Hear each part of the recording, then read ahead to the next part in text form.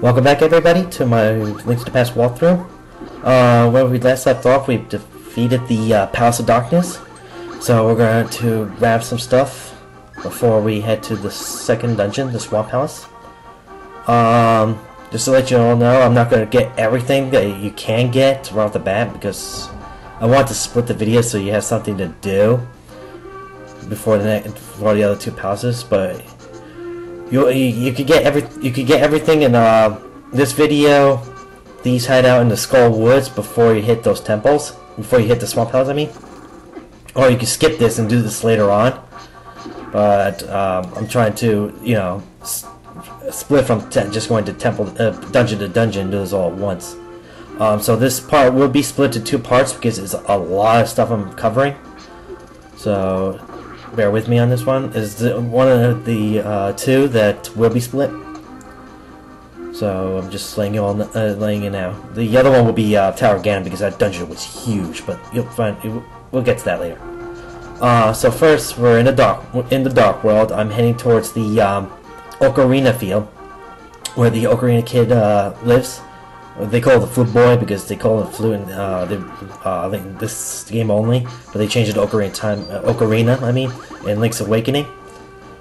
So we're going to get the Ocarina here because it looks like the Ocarina of Time. After wandering into this world, I changed into the shape. I enjoy playing the flute in the original world, the light world. There was a small grove where many animals gathered. I want to see that place again. I buried my flute there with some flower seeds. Would you try to find it for me? Then I will lend to you. Good luck.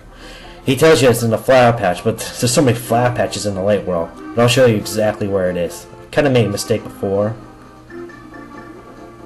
I always keep digging the wrong spot, but let me see if I get it right this time. I'm going to go to the light world here. Walk here. Shovel. Ugh, I'm always doing that. It's this one. Always that flower patch. You get the Ocarina. Yeah. I'm surprised this kid got it. It's probably a Kokiri, probably. That's my theory on that. It's a Kokiri kid. So he got the Ocarina of Time, but I still don't get how he got the Ocarina of Time. It doesn't have any power anymore. That's for sure. Except for summoning the bird. But it doesn't like transfer you back in time. You don't need to talk to that kid. You don't need to talk to that guy again because all he's going to tell you is he wants you to play it again. So you just basically play the tune for him and then he dies. But if you want to see, you can always, when you go back from the light world with the Ocarina, you can talk to him. And then teleport back to the light world because this is where you have to go. The flute's going to save you a whole lot of time. It's like you're basically a warp system in this game. So basically, we're heading to the statue where you saw the bird was, and we're gonna play the Ocarina for the bird.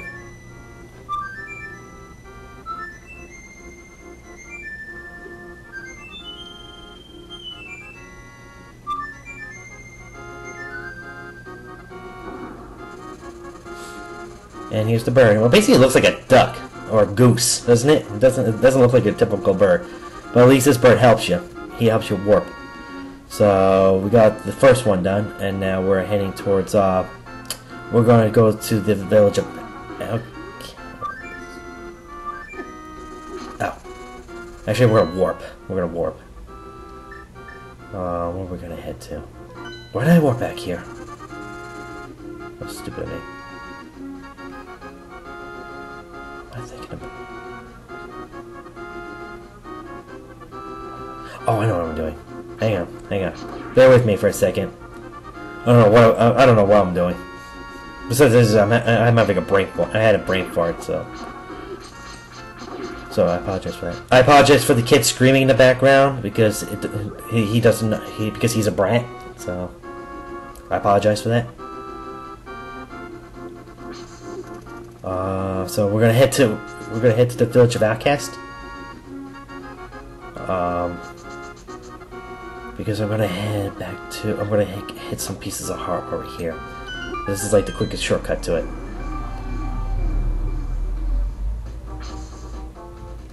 So we always get back into. Please don't let that be him.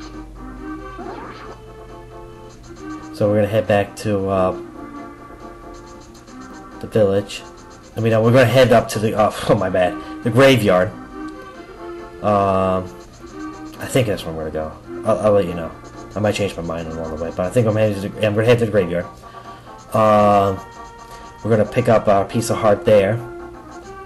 Basically, you run all the way up here, run into this, get a free bomb, but I don't need a bomb right now.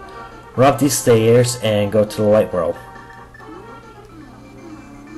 There we go. Then we quickly run into this cave right here. And we're gonna lift it up, get some hearts. So I don't need them right now. No sorts of bombs. And there we go. Now I got my bomb back. I'm gonna get my boomerang. I'm gonna run in here. And we're gonna get our first piece of heart. No, our next piece of heart, my bad. Well, our first piece of heart, the next container. So basically I was lying about that. Crap! I hate when it does that. Alright.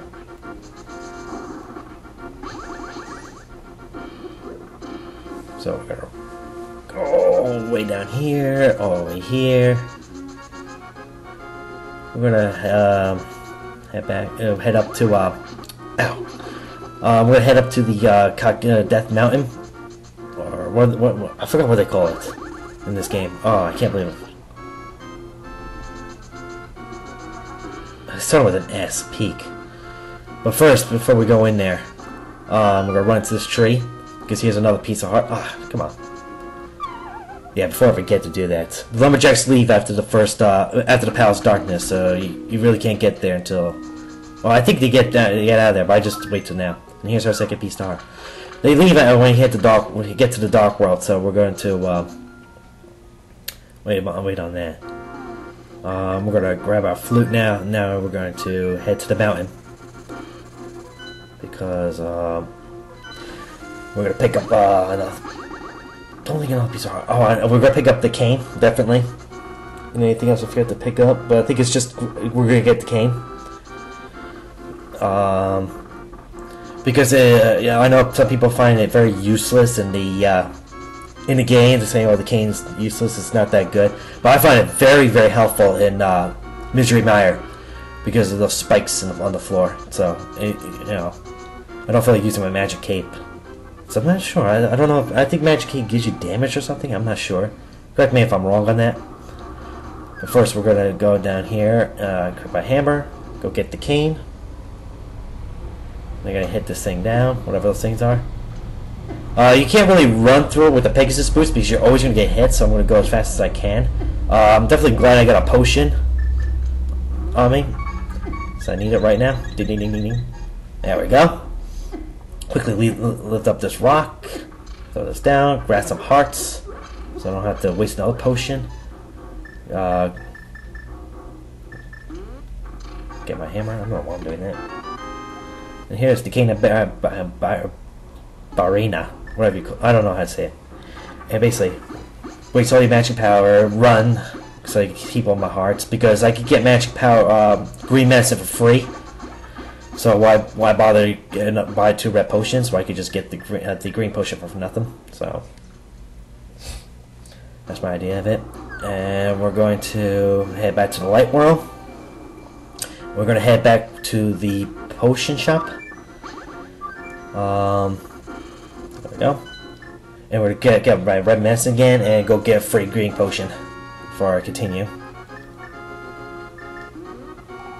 But first, we're gonna use it. So I got it back. Let's head in here. Go get my red potion. Basically, keep going back to the magic shop. This is the cheapest place to get a red potion. Everybody else charges you $150. What a ripoff. You know? Sounds like, you know, Mass Effect 3 DLCs. What a ripoff. I'm sorry for that joke. I just didn't like that game at all. Anyways. We're gonna run down here. We're gonna go to the Waterfall of Wishing. I think that's what's called. Waterfall of Wishing. Whatever it's called. I'm gonna go to the area where I got the red shield. And I'm going to get myself a free green potion. I'm so glad I got that red shield. Here we go. Mysterious Pond. I'm going to throw. Yep, I definitely want to throw in a green blank one. Get my green potion. And after I get this green potion, I'm going to cut it off here and head and go on to part 2. So, bye for now.